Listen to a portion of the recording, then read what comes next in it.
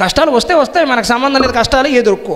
కష్టాన్ని రావద్దని కోరద్దండి జీవితంలో, కష్టాలను ఎదుర్కొనే ధైర్యాన్ని ఇమ్మని మనం భగవంతుడిని కోరుకోవాలి. రామచంద్రమూర్తికి తప్పలేదు కదా కష్టం. సీతాదేవిని ఎత్తుకు వెళ్ళినప్పుడు అఖిలాండ కోటి బ్రహ్మాండ నాయకుడుగా ఆయన ఒక బాణం వేయలేడా? ఆయన విష్ణు చక్రాన్ని ప్రయోగించలేడా? ప్రయోగించుంటే సీతాదేవికి ఇన్ని కష్టాలు వచ్చుండేవా? ఆకాశంలో ఒక విష్ణు చక్రాన్ని ప్రయోగిస్తే రావణాసురుని చంపడం ఆయనకు లెక్క, అంత పని ఎందుకు చేయలా?